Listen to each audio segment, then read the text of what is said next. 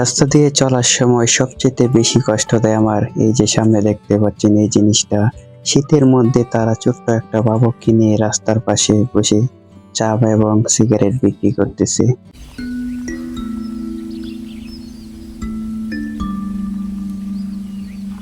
শীতের মধ্যে তো যাতেই নাই মনে হয়, রাস্তায় বেশি।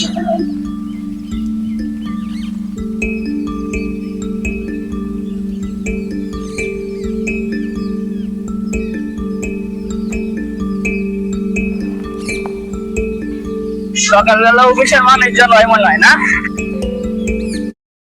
আমি চলতে চলতে কাকার সাথে কিছু কথার বিনিময় করলাম। তার এখন অটোতে ভাড়া কেমন, ভাড়া এখন ভালো নাকি মন্দ, মানে যাত্রী কেমন হয়। কাকা বলল যে এখন শীতকাল তো খুব একটা মানুষ গাড়িতে উঠতে চায় না।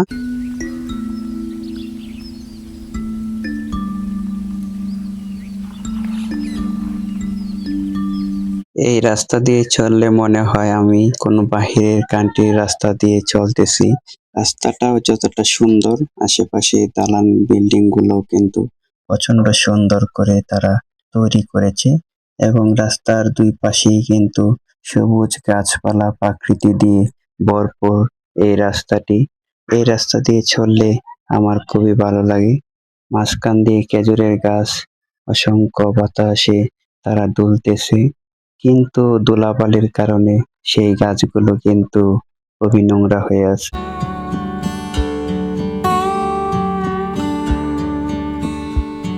রাস্তা দিয়ে চলার সময় সবচেয়ে বেশি কষ্ট দেয় আমার এই যে সামনে দেখতে পাচ্ছেন এই জিনিসটা।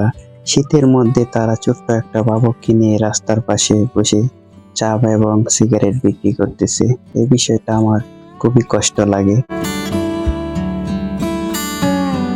এই মানুষগুলার আসলে ভবিষ্যতে ফিউচারে ওরা কি আশা করে এই বাচ্চাদেরকে নিয়ে।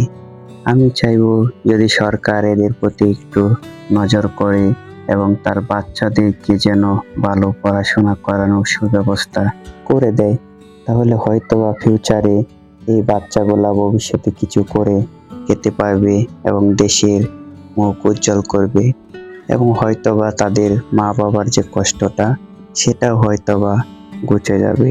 আসুন আমরা সবাই তাদের পাশে দাঁড়াই।